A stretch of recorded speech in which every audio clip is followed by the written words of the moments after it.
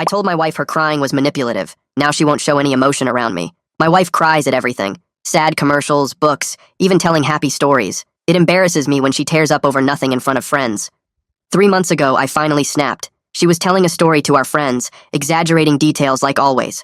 I called her out for lying. She said it was comedic effect. Everyone embellishes for humor. After everyone left, I brought it up again.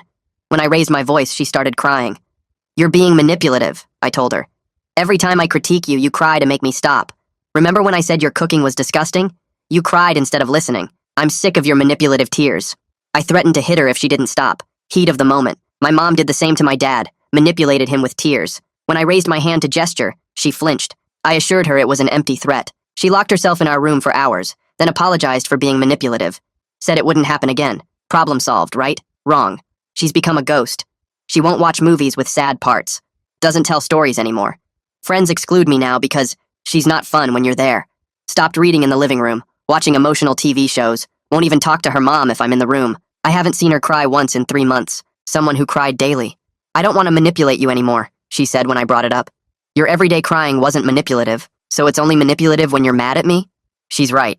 I only called it manipulative when her emotions inconvenienced me, when her crying made me feel guilty. Now I have what I wanted. A wife who never cries around me, who locks away all emotions, who won't laugh at movies because showing feeling might be manipulative. Our bedroom is dead. She won't be vulnerable. When I hug her, she's stiff. One-word responses. She's there, but not there. My brother visited and pulled me aside. "What happened to Sarah? She's like a different person, like she's afraid of you." She's not afraid of me. She's afraid of being herself around me. Because I told her genuine emotions were manipulation. Because I threatened violence. Because I made her natural feelings shameful. The worst part? This is exactly how Dad described Mom in their divorce papers. Emotionally absent, disconnected, living with a ghost. Mom used to be expressive until years of him calling her dramatic killed that part. I've become my father. Turned my wife into my mother.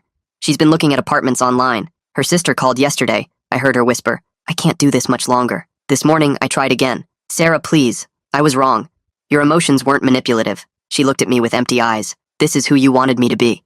The doorbell rang. A woman stood there with a clipboard. "Mrs. Patrickson? I'm here for the intake evaluation." "What intake?" I asked. "For the Women's Emotional Trauma Recovery Program, the residential treatment." Sarah turned to me, expressionless. "I'm checking myself in for 2 weeks." "Sarah, you don't need..." "The facility doesn't allow contact with triggering individuals during treatment," the woman said, looking at me. Sarah had a bag already packed by the door. "You threatened to hit me for crying," Sarah said flatly. I flinched because my body remembered my father hitting my mother for the same thing, but I never told you that. Too emotional. My blood went cold. "Your father hit. Goodbye, Patrick." She walked out with the counselor. Through the window, I watched her get in the car. As they pulled away, I saw something that destroyed me. She was sobbing, crying harder than I'd ever seen. 3 months of tears pouring out the second she was away from me. My phone buzzed. Unknown number. "This is Dr. Walton from the recovery program. Your wife's intake revealed severe emotional suppression trauma. We'll be recommending extended treatment." Another text immediately after. "Patrick, this is Sarah's sister. I'm at the facility with her. She wanted me to tell you something but couldn't say it herself." "What?" "She's been having headaches for months. Severe ones. Finally got tested last week without telling you because she didn't want to manipulate you with bad news." My hands shook. The results came yesterday. Brain tumor. Benign but pressing on her emotional regulation center. The doctor said the crying wasn't just personality. It was neurological. The tumor's been affecting her emotional responses for years. I couldn't breathe. She starts surgery prep next week. The treatment center is actually a medical facility. She didn't want you to feel guilty, so she let you think it was for trauma. Another text. The doctor said stress makes it grow faster. These 3 months of suppressing her emotions, the tumor doubled in size. I called immediately. Straight to voicemail. Called Sarah's sister. No answer. Drove to the facility. They wouldn't let me in. "Triggering individuals aren't allowed," they said. I'm sitting in my car now, realizing I might have killed my wife by demanding she stop being human. I sit in my car outside the facility for 2 hours, calling Sarah's phone over and over until it goes straight to voicemail. Every ring feels like it's cutting deeper into my chest. My hands shake as I press redial again and again, knowing she won't answer but unable to stop myself. The security guard taps on my window around 8 p.m., his flashlight beam making me squint. He tells me I need to leave the property or they'll call the police. I start the car and pull away, watching the building disappear in my rearview mirror. The drive home is a blur. I nearly run a red light because my eyes are too blurred to see the colors properly. My hands grip the steering wheel so tight my knuckles turn white, and I have to remind myself to breathe at every stoplight. The house feels wrong without Sarah's presence, like all the air has been sucked out. I walk through the front door, and the silence hits me like a wall. I find myself moving through rooms looking for signs of her, my feet carrying me to all her usual spots. Her books are gone from the living room shelves, leaving empty spaces that look like missing teeth. I open the kitchen cabinet, and her favorite coffee mug is missing, the one with the little flowers she bought at that craft fair 2 years ago. The blanket she always used while reading is nowhere to be found. I check the couch, the armchair, even the hall closet. Gone. Every small thing she loved has been carefully removed, like she was planning this exit for weeks. The house looks the same but feels empty in a way that makes my skin crawl. I try calling Kiara back, but she doesn't answer, so I text her begging for information about Sarah's condition. My fingers fumble on the keyboard, and I have to retype the message 3 times. I ask if Sarah is okay, if the tumor is really that serious, if she'll let me visit. I press send and stare at the screen, watching the little dots that show someone is typing. They appear, then disappear, then appear again. An hour passes before her response finally comes through. 5 words. She's getting the help you prevented. The message hits like a punch to the gut because I know it's true. I type out a dozen responses and delete them all. What can I possibly say to that? That night I can't sleep, so I start going through my phone looking at old photos of Sarah. I scroll back through months of pictures, my thumb moving automatically across the screen. There are hundreds from before 3 months ago showing her laughing, crying at movies, animated while telling stories at dinner parties. In one photo, she's wiping tears from her eyes after we watched some sad movie, smiling even as she cries. In another, she's mid-story, hands gesturing wildly, face full of expression. Then the photos stop completely. I scroll forward, and there's nothing but screenshots and random pictures of receipts I needed for work. It's like I documented the exact moment I killed her spirit, the day I called her manipulative and made her afraid to be herself around me. I call in sick to work the next morning because I can't imagine sitting through meetings pretending everything is normal. My boss sounds annoyed when I tell him I need a personal day. He doesn't push, probably assuming it's just another one of my usual excuses for being unreliable. I spend the day on the couch staring at my phone, waiting for updates that don't come. Every buzz makes me jump, hoping it's news about Sarah, but it's just work emails and spam calls. The hours drag by. I try to eat something around noon, but the food tastes like cardboard. I give up after 3 bites and go back to the couch. Nathan shows up unannounced around 2 p.m. and lets himself in with the spare key I gave him years ago. I hear the door open and his footsteps in the hallway before I see him. He looks at me with a mixture of pity and disgust that makes me want to crawl out of my skin. The way his eyes scan over me, taking in my unwashed hair and wrinkled clothes, makes me feel like something scraped off a shoe. He doesn't hug me or ask how I'm doing, just stands there in the doorway looking at me like I'm a stranger. We sit in uncomfortable silence for a few minutes before Nathan finally speaks. His voice is flat and cold in a way I've never heard before. He tells me that Dad called him last night asking why I wasn't answering his calls. I didn't even realize Dad had been trying to reach me. Nathan says he told Dad I'm dealing with the consequences of becoming exactly like him. The words hang in the air between us and I can't argue because they're true. I've become the man I swore I'd never be, the man who made my mother into a ghost. Nathan tells me that Kayla has been talking to Kiara, who says Sarah has been planning this for weeks. The tumor diagnosis came 10 days ago, but Sarah kept it from me on purpose. She knew I'd make it about my guilt instead of her health, so she told her sister and started planning her exit without saying a word to me. The calculation in her silence destroys me more than anything else could. She was so certain I'd fail her that she didn't even give me a chance. And the worst part is, she was right to do it. I would have made it all about me, about my feelings, about how guilty I felt, just like I'm doing right now.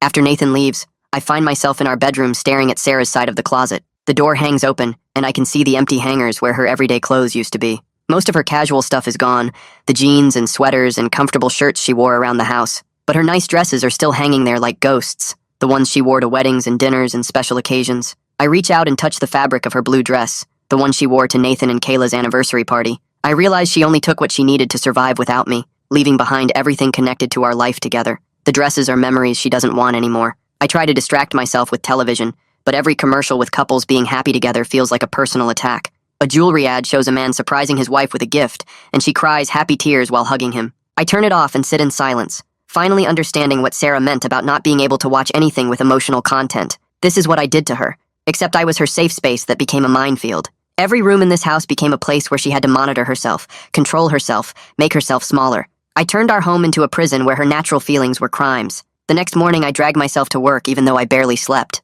My eyes burn from staring at my phone all night, waiting for updates that never came. I sit through the morning meeting, but I don't hear a single word anyone says. My mind keeps replaying the image of Sarah sobbing in that car, 3 months of suppressed tears flooding out the second she was away from me. My boss asks me a direct question about the quarterly reports, and I just stare at him blankly until someone else jumps in to answer. After the meeting, my coworker Jennifer stops by my desk and asks if everything is okay. Something about the genuine concern in her voice makes me snap. I tell her to mind her own business in a tone that's way harsher than necessary. She backs away looking hurt, and I immediately feel like garbage. I catch up with her in the hallway and apologize, explaining that I'm dealing with some personal stuff. She accepts the apology, but I can see the wariness in her eyes now. I'm becoming exactly what I accused Sarah of being, volatile and unpredictable, lashing out when people show concern. The comparison makes me sick. During lunch, I sit in my car instead of going to the cafeteria because I can't handle being around people. My phone rings from an unknown number, and I answer it desperately, hoping it's news about Sarah. A woman's voice introduces herself as Dr. McKinney from the facility. My heart starts racing as she explains that Sarah has given permission for limited contact. She tells me that Sarah is stable and engaging with treatment, her voice carefully neutral and professional. Then she adds that Sarah has specifically asked that I not attempt to visit or contact her directly. The words hit like a physical blow, even though I should have expected them. I ask how long Sarah will be there, and Dr. McKinney pauses before answering. She explains that Sarah will be in residential treatment for at least 3 weeks, possibly longer depending on her progress. They're treating both the emotional trauma and preparing her for the medical procedure. Sarah needs an environment free from triggers to build coping skills for surgery recovery. I grip my phone so hard my knuckles turn white. 3 weeks minimum without knowing if my wife is okay, without being able to apologize or explain or do anything to fix what I've broken. I ask Dr. McKinney if I can at least send Sarah a letter. There's a long pause on the other end of the line, and I can practically hear her choosing her words carefully. She tells me she can't stop me from writing one, but she can't promise that Sarah will read it, or that her treatment team will recommend delivering it. Right now, Sarah's focus needs to be on her own healing, not on managing my feelings. The way she says it makes it clear that I've been making everything about my feelings for a long time. I thank her and hang up, then sit in my car staring at nothing. The idea that even a letter from me might be considered harmful to Sarah's recovery destroys something inside me. I've become so toxic to her that my words themselves are dangerous. That afternoon, I'm back at my desk pretending to work when my phone rings again. This time, it's Kiara calling me directly for the first time since Sarah left. Her voice when I answer is cold and controlled in a way I've never heard from her before. She tells me she needs me to understand something, that Sarah has been protecting me from the truth about how bad things got. But Kiara is done watching her sister sacrifice herself for my comfort. I grip the edge of my desk and tell her I'm listening. She explains that Sarah has been having severe headaches for 5 months, long before I started calling her manipulative. Sarah thought they were stress headaches from work and didn't connect them to the crying because the crying was just who she's always been. The timeline makes me physically ill because it means I was attacking her for a medical symptom. I was punishing her for something that was literally caused by a brain tumor pressing on her emotional regulation center. Kiara's voice gets harder as she continues. She tells me the neurologist said the tumor has probably been growing for 2 to 3 years. It's been affecting Sarah's emotional regulation the whole time I've known her. The woman I fell in love with, the one who cried at everything, that was partially a brain tumor, and I punished her for it. I called her manipulative and dramatic and told her to stop being so sensitive when her brain was literally malfunctioning. Kiara says all this in a flat, factual tone that somehow makes it worse than if she was yelling. When she's done, she hangs up without saying goodbye. I sit at my desk unable to move, unable to think, unable to do anything but absorb the weight of what I've done. After work, I drive home in a daze and immediately start searching through the house. I'm looking for anything Sarah might have left behind that could help me understand what was happening while I was too busy being cruel to notice. I go through the bathroom cabinets, the kitchen drawers, anywhere she might have kept personal items. In the back of her nightstand drawer, hidden under some old magazines, I find a small notebook I've never seen before. My hands shake as I pick it up and open to the first page. The entries are dated starting 6 months ago, written in Sarah's neat handwriting. The first few entries are about headaches and her worry that something might be wrong. One entry reads that I get annoyed when she complains about being tired. She writes that she doesn't want to burden me with medical appointments that might be nothing.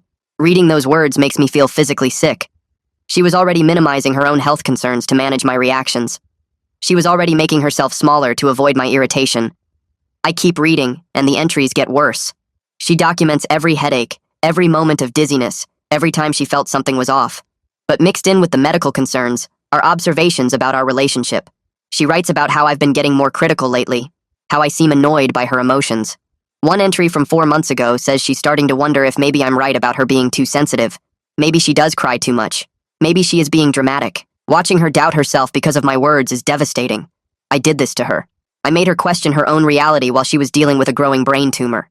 Further into the notebook, the entries shift to documenting specific incidents between us. She writes about the night I called her manipulative for the first time. She describes how she cried in the bedroom for hours trying to figure out if I was right. The entry says she can't tell anymore if her feelings are real or if she's being dramatic, like I say. She writes that she loves me and wants to be a better wife, but she doesn't know how to stop feeling things so intensely. Reading this breaks something fundamental inside me.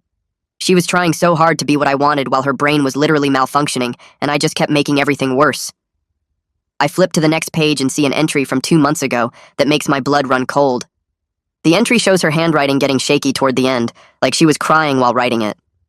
I flip back through earlier pages and see the progression of her fear, watching it grow from confusion to terror over the course of weeks. She writes about waking up at night wondering if I would actually hit her someday, about practicing staying calm when I got angry, about teaching herself to shut down her emotions before I could attack them. Every word is proof of what I did to her. I close the notebook and sit on the edge of the bed, holding it against my chest. The weight of it feels like it should be heavier somehow, like something containing this much damage should physically crush me. The last entry before she left is dated 4 days ago. She writes about the tumor diagnosis and her decision to check into treatment without telling me the full truth. I know Patrick will make this about his guilt instead of my health, she wrote. He'll apologize and cry and promise to change, but it won't be about me needing support through surgery. It'll be about him needing forgiveness. I can't carry his feelings anymore while my brain is literally breaking. She was right about everything. If she had told me about the tumor, I would have made it about my guilt, about how I caused it to grow, about how I needed her to forgive me, so I could feel better. I wouldn't have focused on what she needed. I would have centered myself in her medical crisis, just like I centered myself in every emotional moment of our marriage.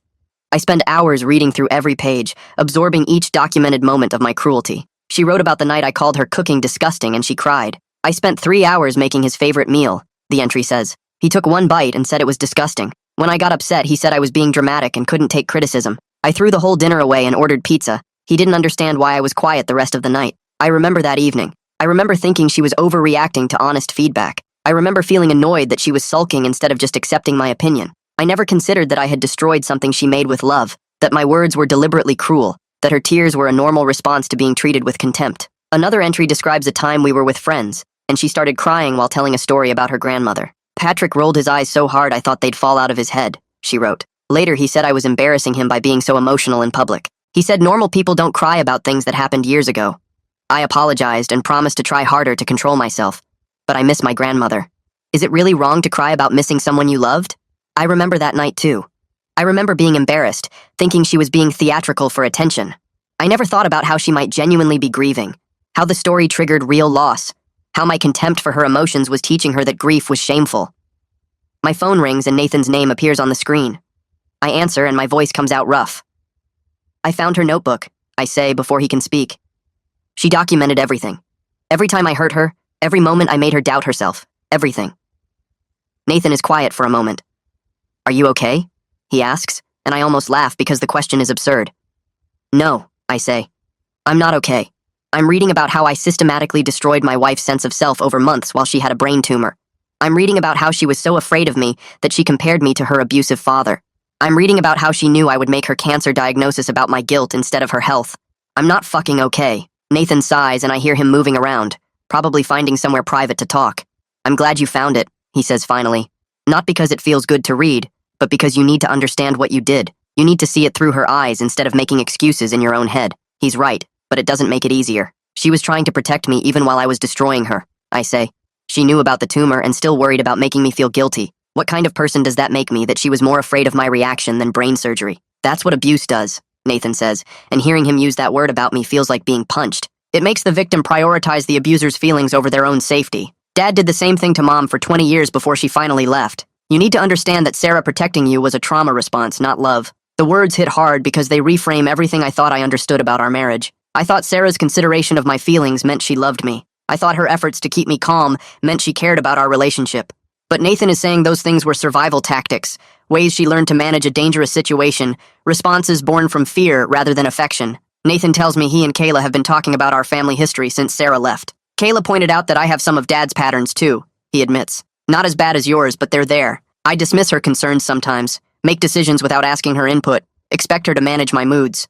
We're both going to therapy to break the cycle before we have kids. The idea that this is generational, that we're both carrying forward Dad's damage in different ways, makes me feel sick. I always thought I was nothing like our father because I never yelled or threw things. I never realized that emotional abuse could be quiet, that control could look like concern, that manipulation could hide behind claims of honesty. I ask Nathan what Mom was like before Dad broke her down. There's a long pause before he answers. I barely remember it because I was so young, he says. But I found old home videos once when I was helping them move. Mom used to be expressive and emotional like Sarah. She laughed differently, cried at happy things, told animated stories with her whole body. Then gradually in the videos, she just gets quieter and quieter until she's basically a ghost. By the time I was 10, she was the version you know now. Flat, careful, always monitoring Dad's mood and adjusting herself to keep him comfortable. The parallel to Sarah is so exact it makes me nauseous. I created the same transformation in 3 months that took my father years to accomplish. I was more efficient at destroying someone than he was. Nathan and I talk for another hour about family patterns and trauma responses and the ways abuse gets passed down through generations. When we finally hang up, I feel hollowed out. Like everything I thought I knew about myself has been scraped away, leaving only the ugly truth underneath. I'm my father's son in the worst possible way. The next morning, I force myself to go to work, even though I barely slept. My boss notices immediately that something is wrong, but doesn't comment until I snap at a coworker during the morning meeting. He pulls me aside after everyone leaves the conference room.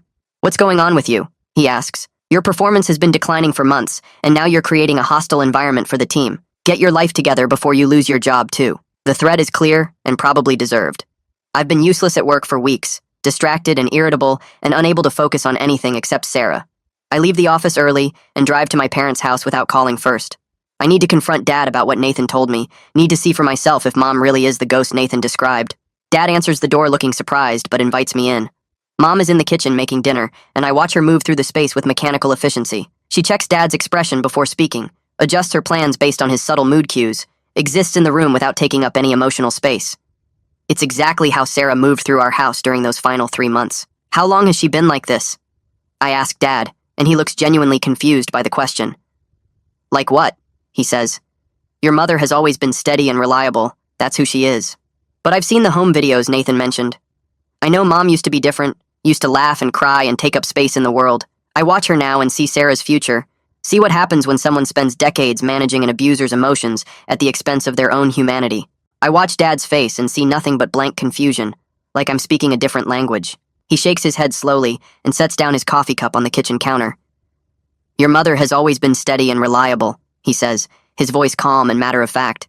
"That's who she is. She's the person I can count on to keep things running smoothly." I look at Mom again, still moving through her dinner prep with mechanical precision, and realize the truth is worse than I thought. Dad genuinely doesn't remember who she used to be. Or maybe he's convinced himself this hollow version was always her, that the expressive woman from Nathan's old videos never existed. The erasure is so complete he can't even see what he destroyed. "Dad, you need to hear this," I say, my voice getting louder. "You did to Mom exactly what I did to Sarah. You broke her down until she stopped being herself. You called her dramatic until she stopped showing any emotion at all." Dad's expression hardens and he stands up straighter, crossing his arms over his chest. "I never hit her," he says sharply, like that single fact erases everything else. "I provided for this family. I kept a roof over your heads and food on the table. I kept things stable and calm. If your mother learned to be less dramatic over the years, that's called growing up and being mature." He picks up his newspaper from the counter and snaps it open, clearly done with this conversation. Mom keeps chopping vegetables, her knife hitting the cutting board in steady, emotionless rhythm. "You killed who she was," I say, and my voice shakes so badly I can barely get the words out. "Just like I killed who Sarah was. We're the same. We're both abusers who destroyed the women we married." Dad's face goes red, and he slams the newspaper down on the counter hard enough to make Mom flinch. "Get out of my house if you're going to be disrespectful," he says, his voice cold and final. "I don't need to listen to this garbage from my own son." I look at Mom, desperately hoping she'll say something, anything, to acknowledge what we're talking about. She just keeps preparing dinner like this confrontation isn't happening 5 feet away from her, like she's trained herself to disappear whenever conflict starts. Her silence is more damning than anything Dad could say, because it proves my point. I grab my keys and leave without another word. The drive home takes forever because I can barely see through the tears blurring my vision. I pull over twice because I'm shaking too hard to drive safely. When I finally get home, I sit in my driveway for 20 minutes before I can force myself to go inside. The house is completely dark and silent, and walking through the door feels like entering a tomb. I understand now that my father will never acknowledge what he did to Mom. He'll go to his grave believing he was a good husband who provided stability, never recognizing that he systematically destroyed another human being's ability to be themselves. The difference between us is, I can't hide from what I did anymore. Sarah's notebook sits on my kitchen table where I left it this morning, every page a documented record of my abuse. Kiara's texts are saved in my phone, laying out the medical facts I can't deny. The tumor, the suppression, the doubling in size. I'm facing consequences Dad never had to face because Sarah left before I could complete the erasure. I try to write Sarah a letter that night, but every attempt sounds wrong. I sit at the kitchen table with a notebook and pen, staring at blank pages until my eyes hurt. "I'm sorry," feels hollow and meaningless after what I did. "I understand now," feels presumptuous, like I'm claiming insight I haven't earned. "Please forgive me," Feels like making it about my need for absolution instead of her pain. I write 7 different drafts and throw them all away, crumpling each one and tossing it across the room until there's paper scattered everywhere. Nothing I write captures the truth without sounding manipulative. Nothing acknowledges the harm without centering my guilt. I give up around midnight and go to bed, but I don't sleep. I just lie there staring at the ceiling, thinking about Sarah in that facility preparing for brain surgery while I sit here composing useless letters. My phone buzzes on the nightstand the next morning while I'm still in bed. It's a text from Kiara, and my heart stops when I see Sarah's name. Sarah's surgery has been scheduled for 2 weeks from now, the message says. She wanted you to know in case something goes wrong, but she doesn't want you at the hospital. Felix and I will be there with her. I read the message 5 times, my hands shaking so badly I almost dropped the phone. The casual mention of something going wrong sends me into a complete panic spiral. I start typing responses but delete them all. What can I possibly say? That I'm glad she told me? That I wish I could be there? Every response sounds selfish. I finally just text back, "Thank you for letting me know," and then spend the next hour curled up on my bathroom floor trying to breathe normally. I spend the entire day researching brain tumor surgery on my laptop, clicking through medical websites and academic papers until my eyes burn. The surgery involves removing a tumor pressing on her emotional regulation center, which controls how she processes and expresses feelings. I read about risks and complications, about the careful way surgeons have to navigate brain tissue, about recovery timelines that stretch for months. The worst part is learning there's a real possibility she could come out different from she went in. The surgery might fix the physical problem but create new ones. She might never cry again if they damage the wrong area. She might cry uncontrollably if they can't remove it all. She might lose emotional capacity entirely and become even more of a ghost than I already made her. I read one article about a woman who came out of similar surgery, unable to feel love or connection anymore, and I have to close my laptop before I throw up. I call the facility that afternoon and ask to speak with Dr. McKinney. The receptionist puts me on hold for 10 minutes before Dr. McKinney picks up. "I need to speak to Sarah before the surgery," I say, the words tumbling out desperately. "I need her to know I understand. I need her to know it wasn't her fault." Dr. McKinney listens quietly while I ramble, not interrupting until I finally run out of words. "What you need is not the priority here," she says, her voice sympathetic but completely firm. "Sarah is preparing for major brain surgery. She needs to focus on that, not on managing your guilt or processing your feelings. Her mental and emotional energy needs to be directed toward her own healing and preparation." Dr. McKinney does agree to pass along a message if I keep it brief and focused on Sarah rather than myself. I take a deep breath and try to organize my thoughts into something useful. "Tell her I found the notebook," I say slowly. "Tell her I understand about her father now, about why she flinched. Tell her I'm sorry for every time I made her doubt herself or question her own feelings. Tell her none of this was her fault." Dr. McKinney is quiet for a moment before responding. "I'll share that with her treatment team," she says carefully. "Whether they pass it along to Sarah depends on what's best for her treatment and preparation. They'll make that decision based on her current emotional state and needs." She hangs up before I can say anything else. 2 days crawl by with no word from anyone. I go to work but accomplish nothing, staring at my computer screen while my coworkers give me strange looks. I come home and sit in the dark, checking my phone every few minutes for updates that don't come. On the 3rd morning, my phone rings with an unknown number. "This is Autumn Parks," a woman's voice says when I answer. Her voice is tight with controlled anger that makes every word sound clipped and precise. "Kiara told me what you did to my daughter. I need you to understand something about Sarah's childhood that she probably never told you, because you made it unsafe for her to share anything real. Sarah's father broke her mother's jaw at a kindergarten graduation because Autumn cried happy tears watching their daughter perform. Autumn tells me this in the same flat voice she's used for the entire call, each word landing like a physical blow. She explains how Sarah learned before she could tie her shoes that showing feelings meant danger, that her tears could trigger violence, that being emotional put her mother at risk. When Sarah finally felt safe enough with me to cry freely, to let herself feel things without fear, I punished her exactly like her father punished Autumn. The parallel makes me want to throw up, but Autumn isn't done. She tells me Sarah spent her childhood being the strong one, while Autumn recovered from broken bones and learned how to leave an abuser. Sarah took care of Kiara, made sure everyone ate, pretended everything was fine at the school while her home life crumbled. When Sarah met me and started crying at commercials and books and happy stories, Autumn thought it meant her daughter finally felt safe enough to heal from all those years of forced strength. She was wrong. I took that healing and crushed it, made Sarah back into the scared child who had to monitor every feeling to stay safe. Autumn's voice gets harder as she continues. She left Sarah's father when Sarah was 12. After the 3rd time, he put her in the hospital. Sarah saw everything, watched her mother get hurt over and over, saw Autumn make excuses and go back, witnessed the whole cycle of abuse up close. When Sarah flinched away from my raised hand, she wasn't just reacting to me. She was remembering her father hitting her mother, remembering every time violence followed emotion, remembering the fear that shaped her entire childhood. I made her into that terrified child again after she'd spent years learning to feel safe. The weight of understanding crushes me because Sarah's emotional openness wasn't just her personality. It was her healing, her proof that she'd escaped her past, her way of being the person she couldn't be as a kid. And I destroyed it by repeating her father's patterns in a different form. Autumn's voice cuts through my spiral of guilt. She tells me I'm not welcome at the hospital during Sarah's surgery. I'm not welcome at her recovery. If Sarah decides she wants contact with me someday, that will be her choice and hers alone. Right now, I need to stay away from her daughter. She hangs up before I can respond, before I can apologize or explain or beg for another chance. The silence after the call ends feels like a physical presence in the car. I sit there holding my dead phone, understanding that Sarah's family has closed ranks around her, and I'm on the outside where I belong. I drive home on autopilot and call my boss to request a week off using sick days. He sounds annoyed but approves it without asking questions. I spend the next 7 days in a fog of guilt and fear that makes everything feel distant and unreal. Every time my phone buzzes, I panic thinking it's news about Sarah, but it's just spam calls trying to sell me things and work emails I can't make myself read. The house feels like a tomb, every room echoing with Sarah's absence. I stop showering regularly, stop changing clothes, stop doing anything that requires effort beyond breathing. Food tastes like nothing, so I mostly don't eat. Sleep comes in short bursts, filled with nightmares where I'm watching Sarah on an operating table and her brain is exposed and surgeons are removing pieces while she cries and I can't move or speak or help. I wake up sweating and check my phone obsessively for updates that never come. Nathan shows up unannounced on day 5 and lets himself in with his spare key. He finds me on the couch unshaven and wearing the same clothes I've had on for 3 days. He looks at me with a mixture of concern and something that might be pity.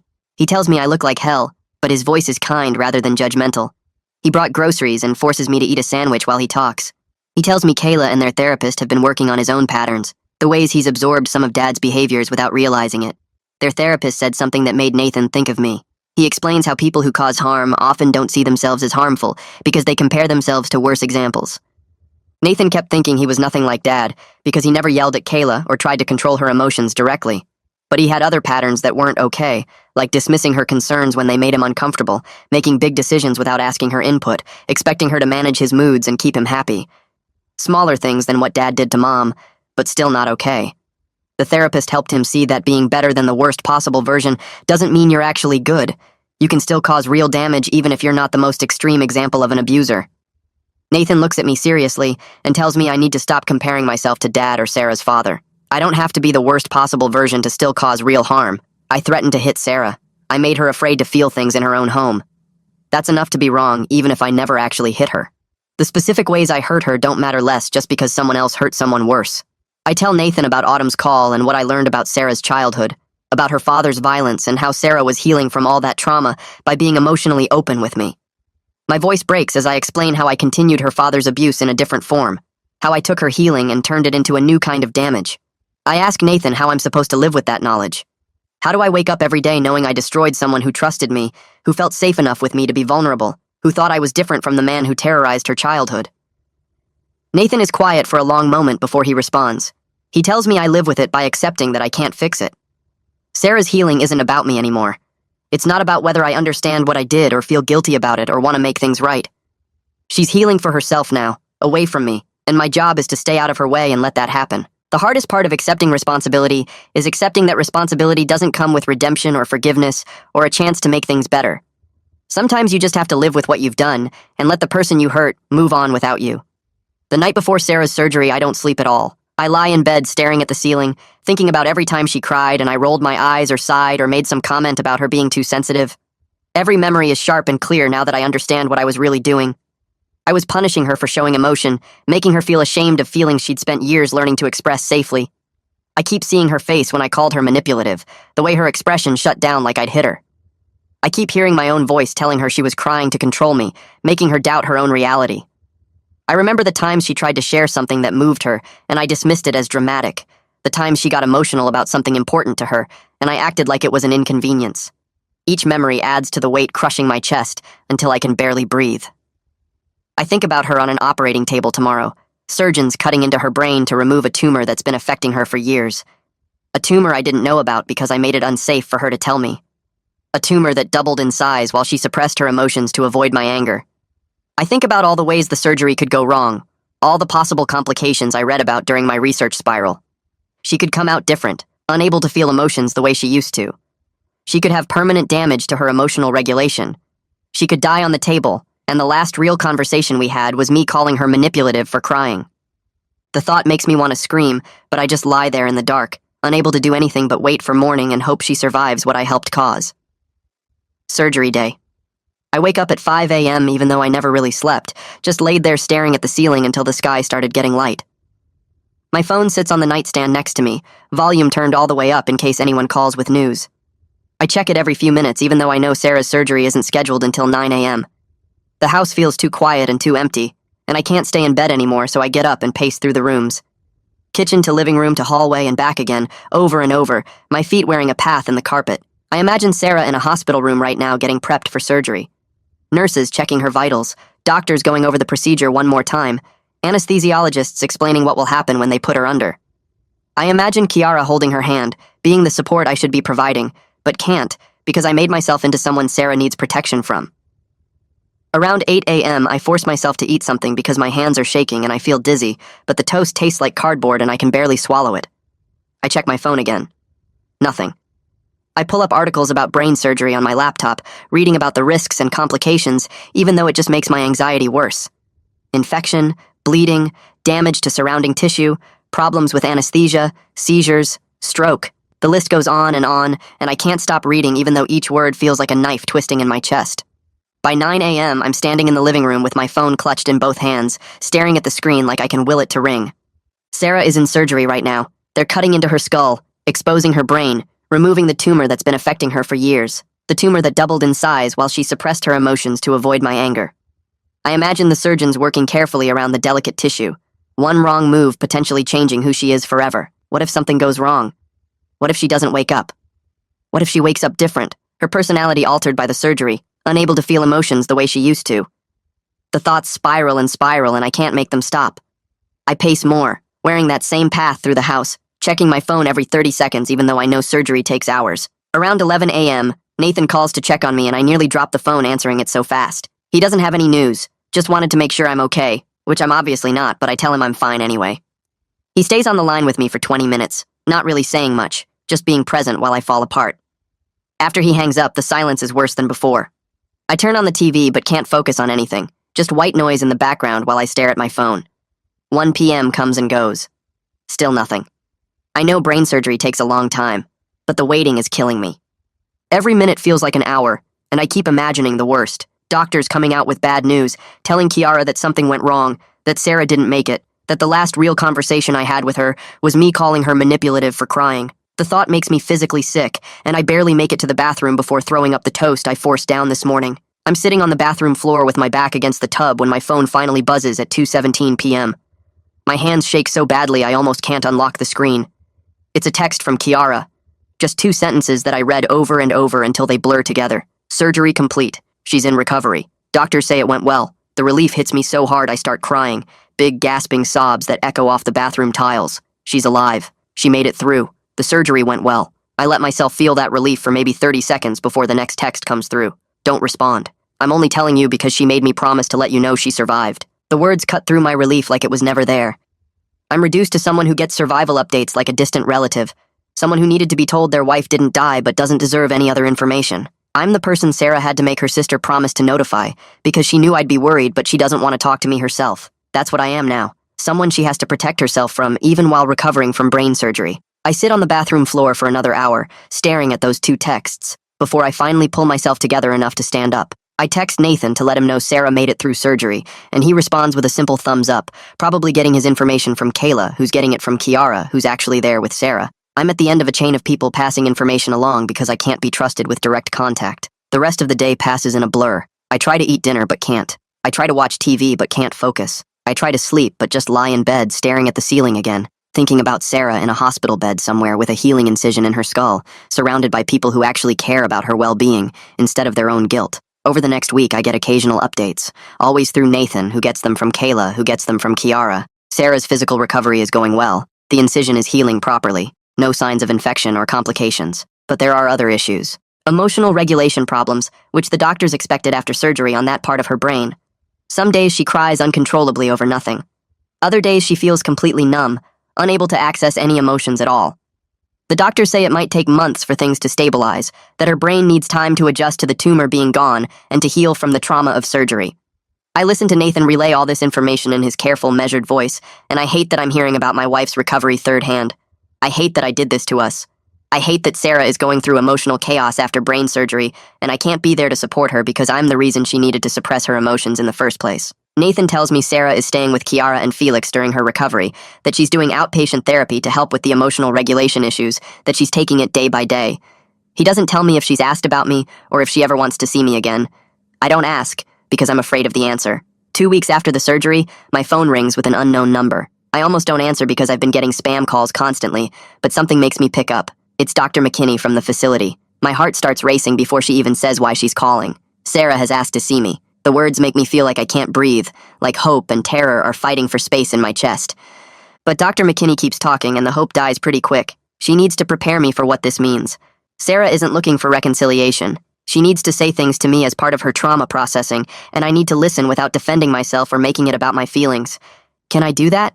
Can I sit there and hear whatever Sarah needs to tell me without trying to explain or justify or make excuses? I tell Dr. McKinney yes immediately, that I'll do whatever Sarah needs, that I just want to see her and know she's okay. Dr. McKinney schedules a supervised meeting at the facility for 3 days from now. 30 minutes, she says.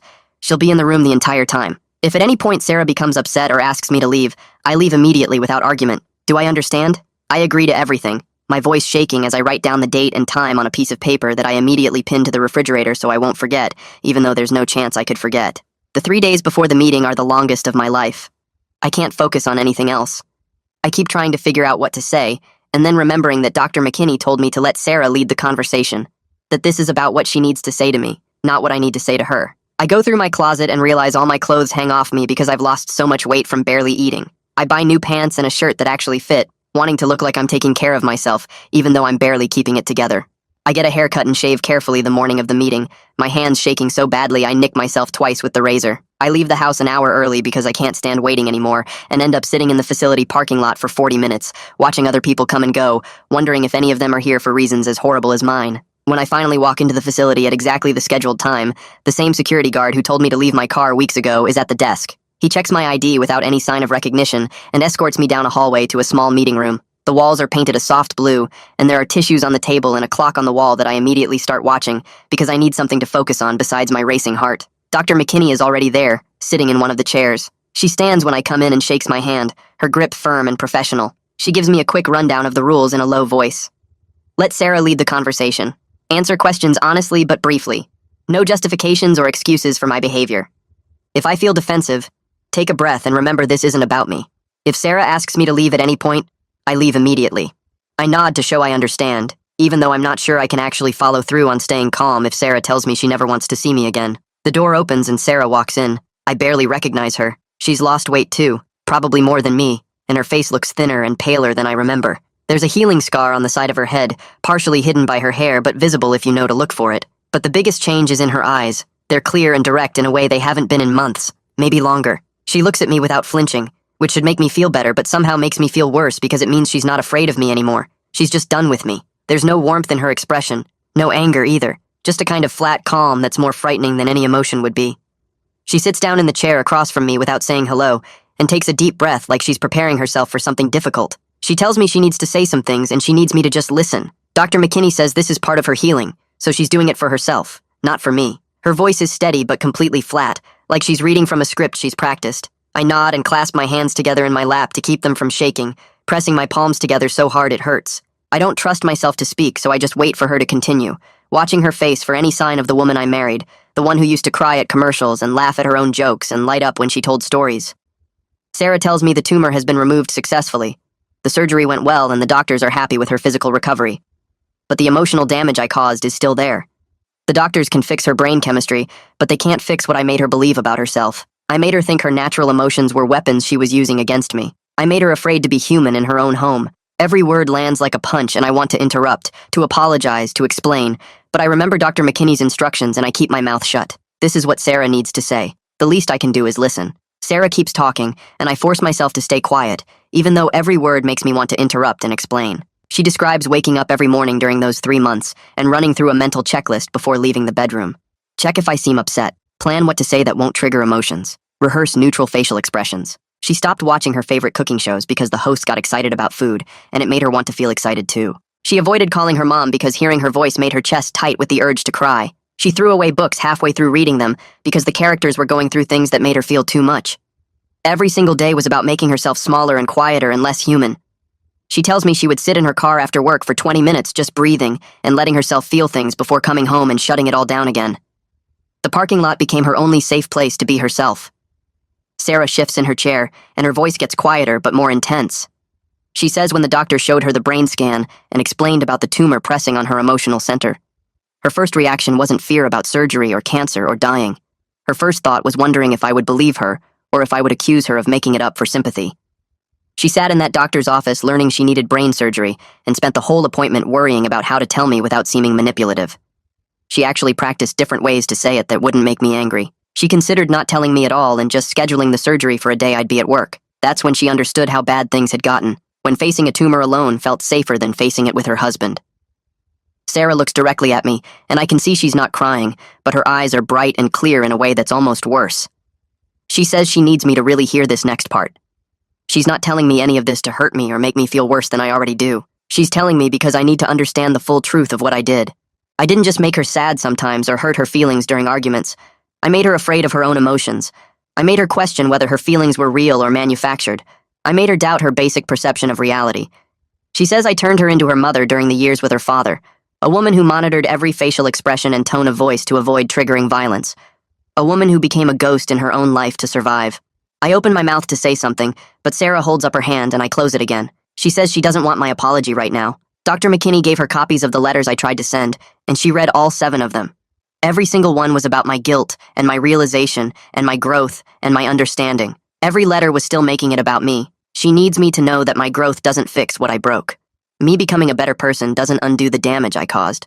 She might carry the fear of being manipulative for the rest of her life because of what I made her believe about herself. Even if she heals completely and learns to trust her emotions again, there will always be a part of her that remembers the 3 months she spent suffocating her own humanity because her husband told her being human was manipulation. Sarah tells me she's been approved for outpatient treatment and will be staying with Kiara and Felix during her recovery. She needs months of therapy to rebuild her sense of self. She needs to relearn how to trust her own feelings without second-guessing whether they're real or performative. She might never be able to cry freely again without that voice in her head asking if she's being manipulative. That's something she'll carry forever because of me. The tumor is gone, but the psychological damage I caused is still there and might always be there. The doctors can fix brain chemistry, but they can't fix learned fear and self-doubt. Sarah's voice gets even quieter, and I have to lean forward to hear her. She says she doesn't know if she'll ever want to see me again after today. She might decide to divorce me. She might decide eventually that she wants to try therapy together. She honestly has no idea what she'll want in 6 months or a year. But whatever she decides, it will be based purely on what she needs for her own healing. Not on managing my guilt. Not on giving me a chance to prove I've changed. Not on whether I seem sorry enough or have done enough work on myself. Her decision will be about her and only her. I need to accept that my growth and my changes and my understanding might not be enough. They might not matter at all to her choice. Sarah stands up and I realize the meeting is over. She looks down at me still sitting in the chair and says she hopes I get help. She hopes I figure out why I became like my father and break that pattern. But she hopes I do it for myself and for any future relationships I might have. Not because I think it will bring her back. She's not a prize I can win back by becoming better. She's a person who deserves to heal without the weight of my expectations. She walks to the door and opens it without looking back at me. The door closes behind her with a soft click that sounds louder than it should. Dr. McKinney stays in her chair and lets me sit in silence. I can hear the clock on the wall ticking and voices in the hallway outside and my own breathing that sounds too loud. After what feels like forever but is probably only a few minutes, Dr. McKinney asks how I'm feeling. I tell her I feel like someone reached inside me and pulled out everything I thought I knew about myself. Like I'm hollow. Like the person I believed I was never existed, and I'm just now seeing the real version. Dr. McKinney nods and says, "That's actually progress.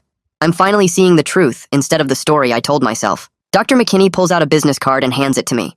She says it's for a therapist named Dr. Christensen who works with people who've been abusive. People who want to understand their patterns and change them.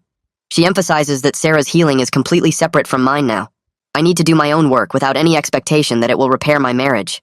The work is about becoming someone who doesn't hurt people, not about winning Sarah back or earning forgiveness or proving I've changed enough, just about becoming different at a basic level. She stands up and tells me I can sit here as long as I need before leaving. She has to go check on Sarah. The door closes and I'm alone in the small room. I call Dr. Christensen's office from my car and schedule an appointment for the following week. The receptionist asks what I'm seeking treatment for, and I don't know how to answer. Finally, I just say I've been abusive to my wife and need help understanding why. There's a pause, and then she says, Dr. Christensen has an opening in 6 days. I take it. I drive home and the house is exactly as empty as it was before, but somehow it feels different now. Like Sarah's absence is more permanent, more final. The week drags by in a blur of work and sleepless nights, and checking my phone for messages that don't come. When I finally sit down in Dr. Christensen's office, he's an older man with gray hair and glasses who looks at me with an expression I can't read. Not judgmental, but not sympathetic either. Just neutral and assessing. He asks me to tell him why I'm here, and I give him the whole story. Everything from the beginning. The crying that embarrassed me. Calling her manipulative. The threat. The 3 months of her becoming a ghost. The tumor. Her leaving. The meeting where she told me everything. He listens without interrupting and takes notes occasionally. When I finish, he sets down his pen and looks at me directly. He says guilt is useless if it doesn't lead to change. Right now, I'm drowning in guilt, but I haven't actually done the work of understanding why I behave that way. I haven't figured out how to be different. Feeling bad isn't the same as changing. We have a lot of work to do. The first therapy session with Dr. Christensen feels like getting my chest cracked open without anesthesia. He makes me walk through every interaction with Sarah that I can remember, not letting me gloss over anything or hide behind vague descriptions. When I try to say I was just frustrated, he stops me and makes me describe exactly what I said, exactly how I said it, exactly what Sarah's face looked like when the words hit her. We spend an hour just on the night I called her manipulative, breaking down every word choice, every tone shift, every moment I could have stopped and didn't.